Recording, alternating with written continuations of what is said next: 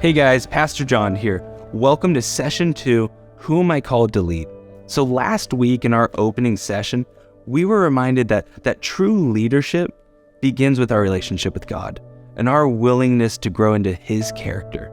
But as James described, even as followers of Jesus, we can be tempted to lead from the way from below, the way of the world. Instead, we're called to keep focused on the ways of Jesus and walking in step with the Holy Spirit. This is the way of leading with wisdom from above. The reality is our relationship with God impacts every facet of our lives, but oftentimes most clearly in our relationships. If something is off between myself and God here, it's going to be off here with those around us. And as we continue in the study, one tension to identify is that leadership has so much culturally attached to it in our modern times. When one guy hears the topic, they may immediately equate it in terms of business, and that the best leader in the room must be the one who has the greatest amount of employees or people working for them. Maybe in more recent times, some guys think it's those who have the most on social media or the most following because they're perceived as important and influential. But the truth is that each one of us as believers are called to leadership in every place that we walk into because we're there to represent Jesus. So one practical takeaway is this: instead of asking ourselves if we're a leader, the real question is, have we recognized who God continues to put right in front of us? In a way that feels very backwards, but godly leadership doesn't start at work or in the community. It really begins in our homes. So why do I say that? Because those who we have most relational influence or opportunity with are those who keep walking through our front doors each and every day. So let's dive a little bit more into this, starting with your friends who are walking in through your front doors, and then your family. And what does it mean to lead each of them well? Now, when I say friends, some of you young dads are like, wait, what are those again? I'm just trying to get to work on time. I'm trying to survive my day. Believe me, I'm there with you, and I totally get it. But I also recognize that men are lonelier and more isolated than ever in society right now. So we really need to be intentional to get that time and build friendships that are healthy and life-giving, because they spur us on toward deeper relational and spiritual growth in our lives. And the thing about good friendships is that they become a source of mutual leadership. Sometimes you lean in and help them grow, and likewise, they're going to do the same for you in a different season. This is just what naturally happens as you build the habit of being honest with each other, confessing your shortcomings, and asking for prayer and guidance. These are friendships that when life gets really tough, they're the first to show up and say, I'm here for you. These friendships, these friends help us experience the deep joy that can come along with meaningful friendships and relationships, and they truly make us better men. But I also think that not every friendship has to hit these deep markers either. In fact, some friendships should be for the sake of you intentionally leading and coming alongside of a younger believer who needs your experience, your wisdom. These are friendships where you're the one investing and not looking for a return. If anything, the return comes way down the line. And I can tell you as a pastor, making time for these friendships is so worthwhile, because somewhere along the way, you will sit back and you'll realize how much God has grown each of you along your journey together. And then other times, as believers, we're called to just befriend those who simply don't know Jesus, as He often did. We live in a time where most men don't have a single friend to encourage them, to build them up, or even call if they ever needed help. So your friendship matters. You investing in them matters, potentially eternally, because you could be the one that shares Jesus with them. But the people who walk through our front doors actually most often are our families. For us who are married and with kids, our marriage and parenting are a central place to lead like Jesus. They should look radically different than the world's approach. And in keeping with Jesus' flipping of the cultural paradigm, oftentimes leading in these areas means serving from a place of humility and weakness. So when I say lead from a place of weakness, I mean lean in to 2 Corinthians 12, 9 through 10, as we recognize and pour out the love and grace that we've been given by God. Again, everything flows out of our vertical relationship with God, between me and Him. The love and grace that we experience from God is the same that we're then called to give out to our families right here in front of us. When we come to God saying that I'm just not strong enough or I'm not good enough, it's truly a good thing, guys, because we were never supposed to fully rely on ourselves, but God's strength, His love and grace and mercy. And that posture leads us to a place of serving our wife and kids really well. Listen to the words of Ephesians 5:25-7. Husbands, love your wives just as Christ loved the church and gave himself up for her to make her holy, cleansing her by washing with water through the word to present her to himself as a radiant church without stain or wrinkle or any blemish, but holy and blameless. Guys, we are called as husbands to deny ourselves and give all of ourselves for our families, as Christ has done for his church. This is the upside down nature of godly leadership. It's not about how strong we are or that we've done enough because we're providing financially for our families. Instead, leading like Jesus starts often by humbling ourselves and seeing the needs of our loved ones first and then serving ourselves last. We're called to be the men who are first to say, I'll lay down my life for you. And now, when you think of that, you probably think that I'm protecting you from some sort of danger, right?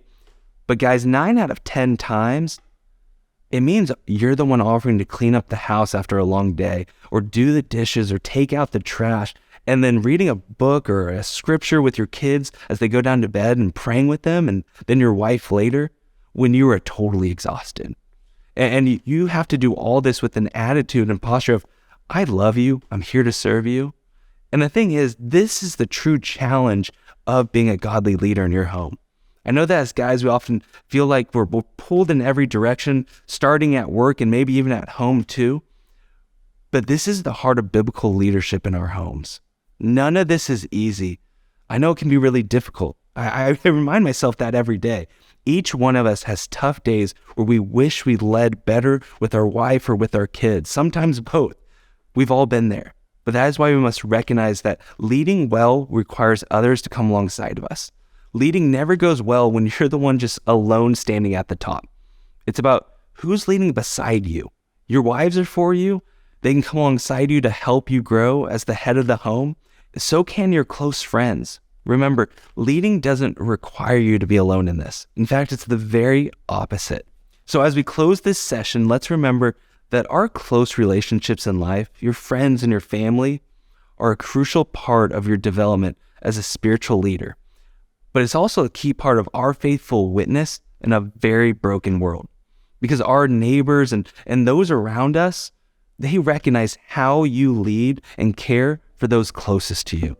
And as the church, we're called to be a light in the darkness, and so too should our homes and for each person that walks into them.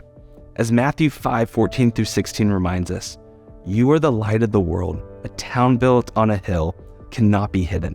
Neither do the people light a lamp and put it under a bowl. Instead, they put it on its stand, and it gives light to everyone in the house. In the same way, let your light shine before others, that they may see your good deeds and glorify your Father in heaven. I pray that that is true for you. I pray that that's true for our church and for your home, as we lead like Jesus and let the Spirit use us toward growing God's kingdom. Now, to help us think through some of this more practically, let's chat with my friend Chase.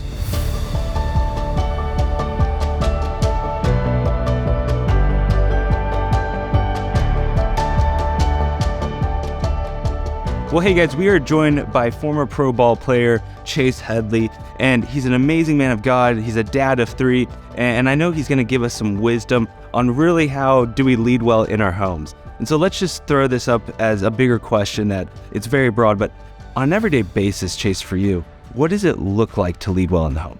I think first and foremost, it starts with humility and just realizing like, hey, we're not perfect. I'm not perfect. I'm certainly not close to perfect, but just admitting that and modeling that for my family, for my wife, for my kids. They're like, hey, I'm not going to be perfect. I'm going to make mistakes. But here's the model of how we approach life, right? And it's being consistent, like getting in the Word in the morning.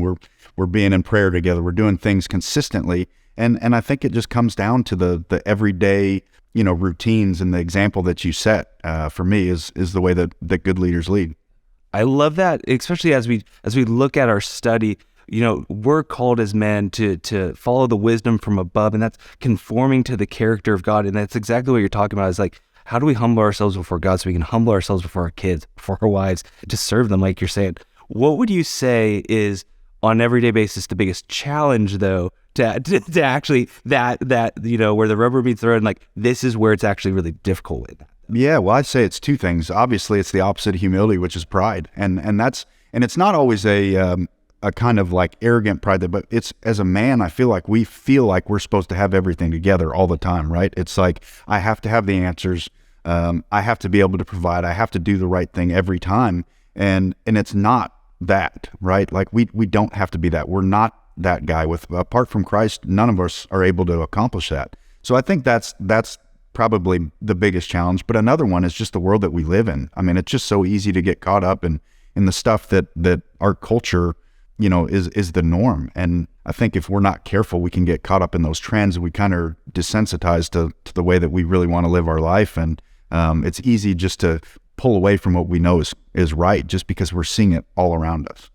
Chase, I love that, because I think you're hitting a huge point that as men we need to hear. And that is, there's that huge pride issue. And then what falls underneath that pride issue, guys, is really where we try to fear. We are led by fear sometimes, and then driven by control in our life as men. And it all comes under that pride point of saying, hey, I want to drive how I parent, how I lead my wife, instead of, hey, what is the Lord really telling me to do in this situation? And going back to that humble place. And so I completely, Chase, that's wise, man. When you now look 20 years ahead, what do you want your legacy as a dad and a husband to be in all of this? Well, I think a couple things. One, that they knew how much that I loved them and cared for them. I think the first and foremost, that is, that's the most important thing for me, is just letting them know how important they are to me. And then two is, I gave them a roadmap. I set an example that they know what it's supposed to look like. And that doesn't mean I'm perfect all the time by any means, but they have a general picture of what it looks like to live a godly life and to lead your family that way. Chase, thank you for helping us conclude this teaching session for session 2. Grateful for your wisdom, your input, and just modeling what you just talked about, because I see it in your life, and just thank you for being one of those leaders in our church that's doing it, that's walking what he believes. So, well, thanks for having me. Yeah. Guys, we're so grateful that you tuned in for session 2. Who are we called to lead? We'll see you next week at Where Are We Called to Lead?